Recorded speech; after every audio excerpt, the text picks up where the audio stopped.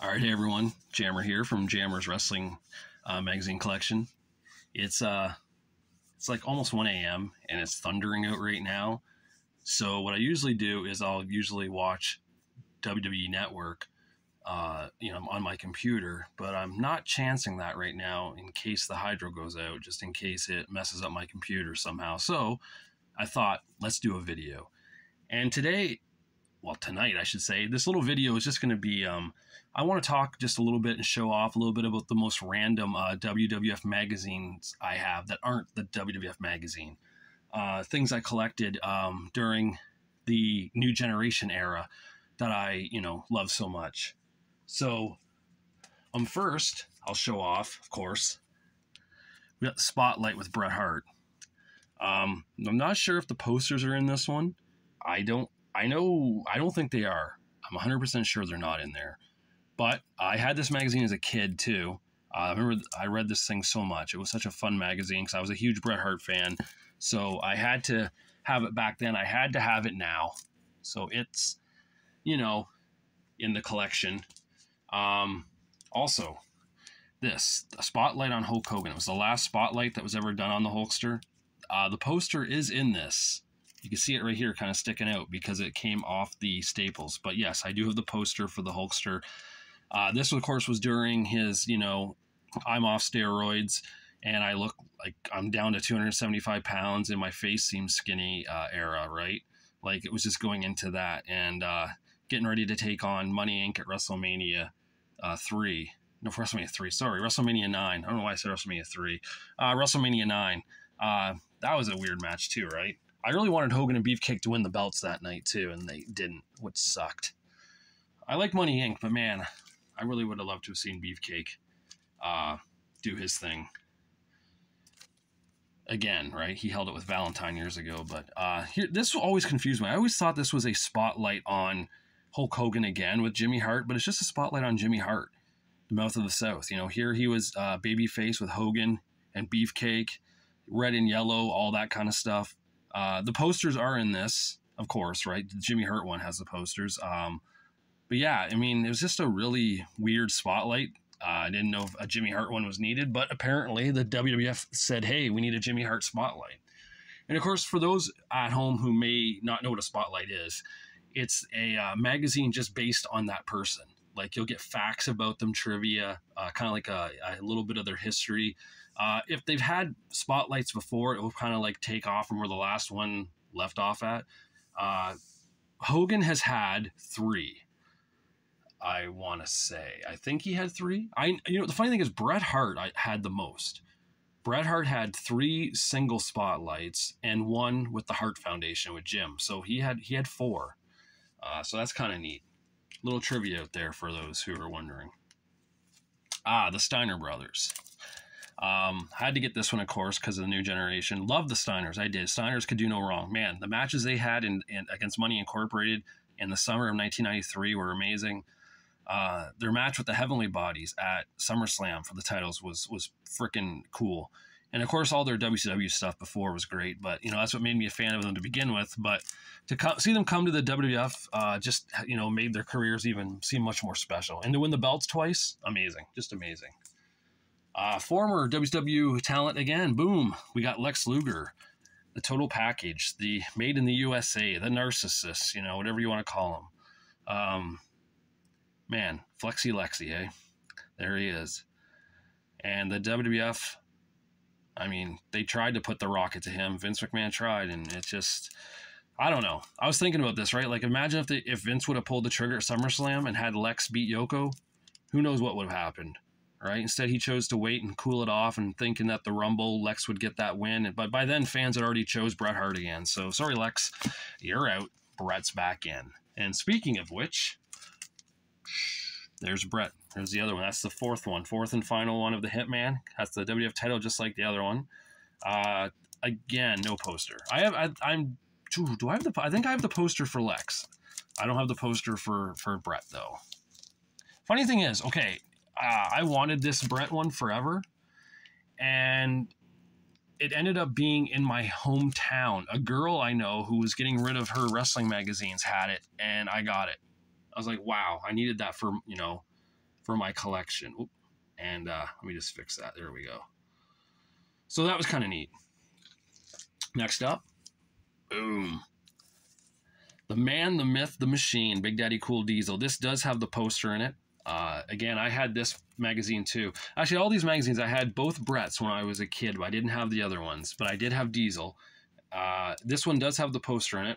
My buddy Zeke Zanzibar got it for me for a birthday gift. But I don't know, maybe 5 years ago or so now. I forget. But yes, the poster is intact with Big D. The Heartbreak Kid, Shawn Michaels. I had this one as a kid too, or a teenager, I should say. The posters are in this one as well. Man, I couldn't go no wrong, man. Back to back, Diesel and Shawn, those were my guys. I had these magazines. I loved them. I read them so much as a teenager, so much. Man, good times. And the last Spotlight, Psycho Sid. The poster is in here too. I wanted this one because of, you know, New Generation era. So I needed to have the Sid one. So bam, Sid is in my collection as well. So that is pretty sweet. Let me just back this up a bit here so we can see them there now. Yeah. So there they are. I ended up getting Superstars 8 with The Undertaker on it because this is from 1993. The Quebecers are in it. Tatanka, you know, Marty Jannetty, Ludwig Borga, all those guys. Anyone that was in the 93 era is in here. Had to get it.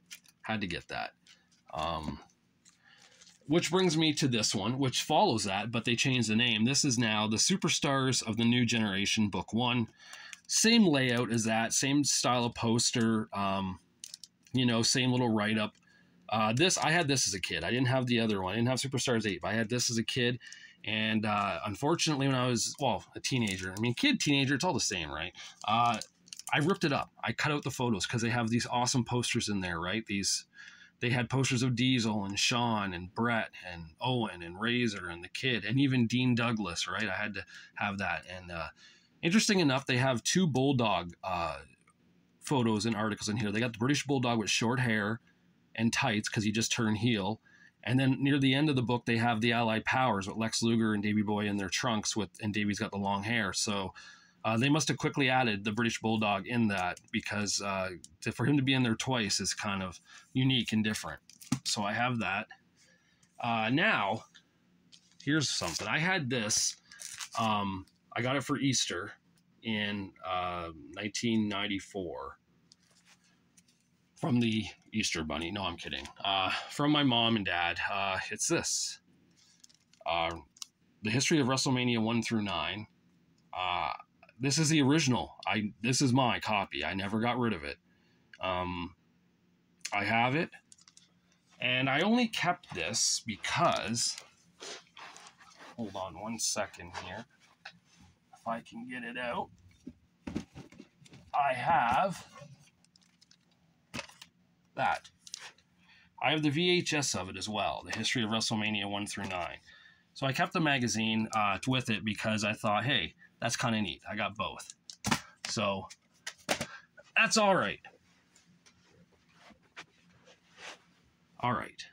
What's next? Okay, this will work. Boom.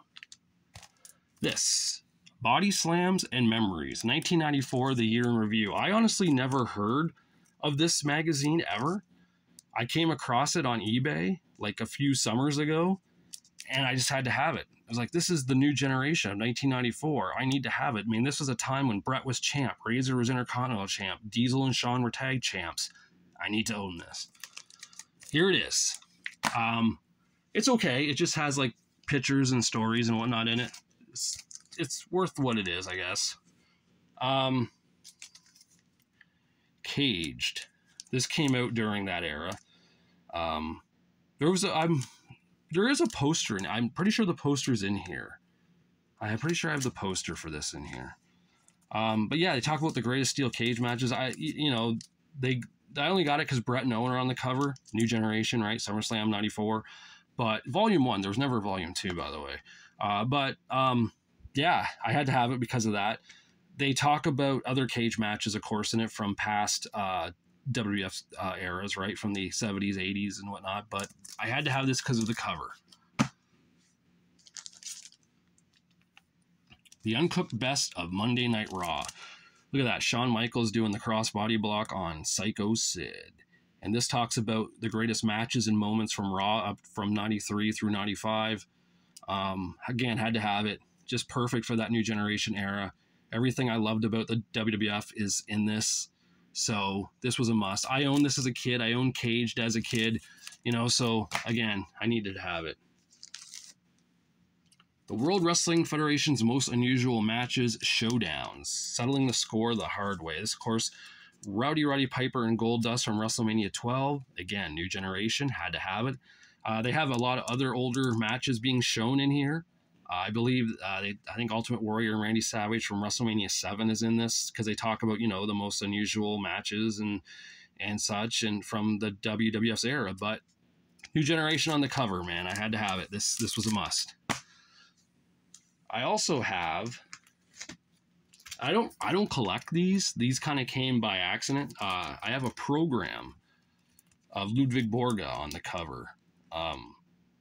You know, I don't really want to collect programs. They're hard to find, and when you do find them, they're kind of pricey, and I just don't care because they don't really give you any real information that you need to know in there. They're pretty much just for, you know, live events, house shows, whatnot. But this came in a lot, so I knew it was New Generation. Ludwig was on it. I said, screw it, I'll keep it. And we got this program, which I did buy. And I bought it because Big Daddy Cool Diesel was on the cover. And I'm such a fan for Diesel that I had to have this. I think it was like only like $10 or something when I got it off eBay. So it wasn't, and like maybe $3 shipping or something. It was ridiculously cheap. I'm like, well, why can't I have to get it, right? Like, why not? I love, you know, I always loved Big Daddy Cool Diesel, so it was a must for my New Generation collection.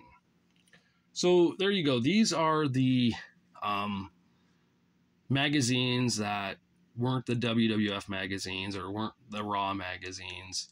Of course, Spotlight magazines were out for years. I think 1988, the first one came out. I think either Savage or Hogan was the first. They went 1 and 2. I forget which one. I think Savage may have been the first one, then Hogan. Savage was champ at the time. But you know, the Spotlight magazines were cool. And same with these Superstars. I mean, this was number 8, so there was many. They came out way early. Superstars 1 may have been like 1987, maybe that far back. Maybe even 86. I'm not sure. Don't quote me on that, but it was definitely the mid 80s that the Superstars Volume 1 came out. When I was a kid, I had a few of them.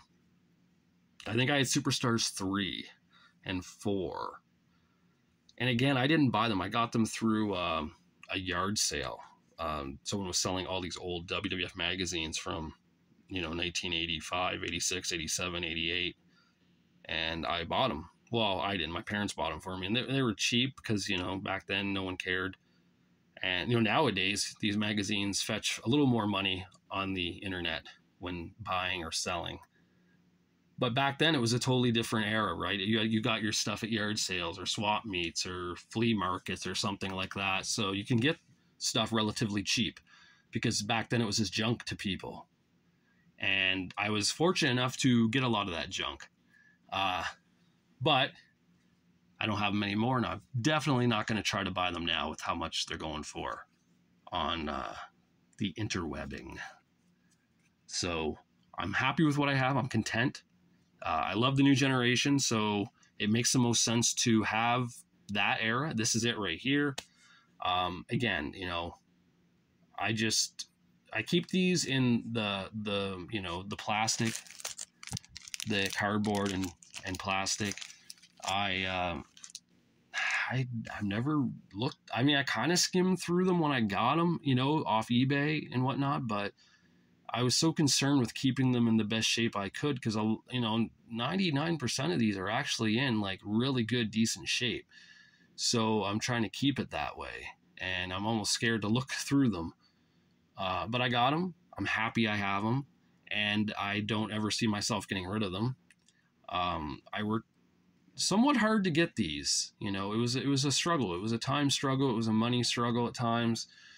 Like I said, I paid a lot of money for some of those year ones, like the 95 complete year and such, 96 complete year, and 94 complete year, all those. And I got them, and I'm happy, and I'm glad I got these. So, yeah, if any of you out there had any of these, did you have the spotlights? And if so, which ones, and did you have the posters on the wall? And here's the thing about the posters, right? They had two sides of the poster. So if you wanted to put both sides up, you had to buy two magazines. So that's a kicker, right? I know for me, I always chose the posing side of the poster, not the action shot. I always liked the posing side. I thought that was a better image and look for said poster.